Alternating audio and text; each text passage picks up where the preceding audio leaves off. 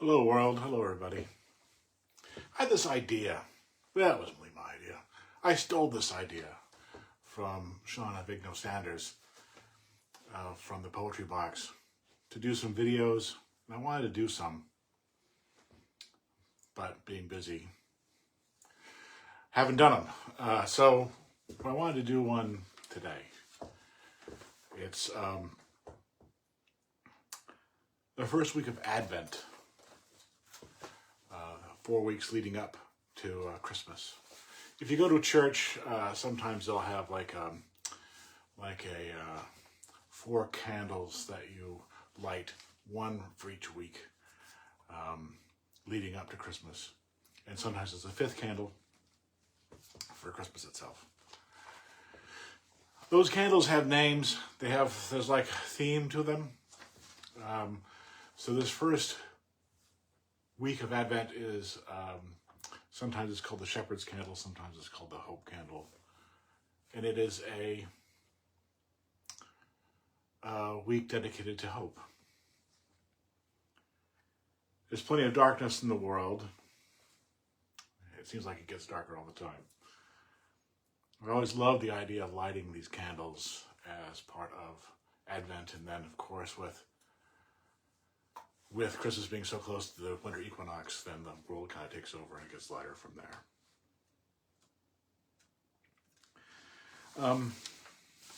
And so I wanted to read a hopeful poem. And I have this poem. It's called For the Bird Singing Before Dawn by Stafford. This is the poem. Some people presume to be hopeful when there's no evidence for hope. To be happy when there's no cause. Let me say now, I am with them. In deep darkness, on a cold twig in a dangerous world. First one little fluff lets out a peep, a warble, a song. And in a little while, behold, the first glimmer comes, then a glow filters through the misty trees, then the bold sun rises, then everyone starts bustling about. And that first crazy optimist, can we forgive her for thinking, dawn by dawn, hey, I made that happen. And oh, life is so fine. Poem by Stafford. I have to say, kind of like at the beginning of one of the reasons why I like this poem so much, is that I tend to write long, and Kim does in 16 lines, 4 stanzas, what it takes me like a page to get at.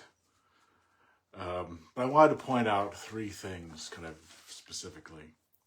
In the first stanza, he ends it with a personal statement. Let me say now, I am with them. He puts himself in the poem. It's a very unique way of beginning. And if it were another poet, I might suspect his veracity, but with Stafford, I'll take him at face value. I just think it's a very unique and surprising way to kind of like interject your own kind of feelings into the poem. And I think it's very, very interesting and eye-catching. He's got the 2 middle stanzas that kind of describe the scene. And he does it beautifully and economically. You can tell that he's choosing each of these words specifically. Early on, he's got those D sounds. In the deep darkness, on a cold twig, in a dangerous world. Just these repetitions of sounds. First comes a glimmer, then a glow, and then in that 3rd stanza, what happens first, and then. First, there's a glimmer. First, a glimmer comes. Then, a glow filters through the misty trees. Then, the bold sun rises. Then, everyone starts bustling about. So effective to kind of like move the rhythm of the poem, and just kind of like the pacing of it is so effective and just wonderful to read. And then the last stanza, he ends the whole poem with a quotation, with dialogue from the bird, which is, I think it's great. Hey, I made this happen, and oh, life is so fine. I love that quote. And the cynics among us will say, well, the sun would have come up anyway, so this bird's probably a little bit insufferable to be around because he thinks that bringing the sun around all the time, every day.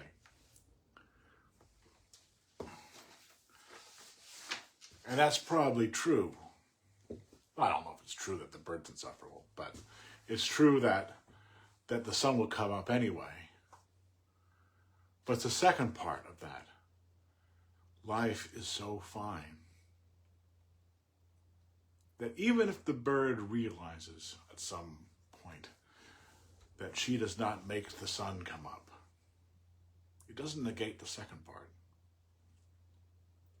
Life is so fine. The sun comes up in the morning, and life is so fine. Hope.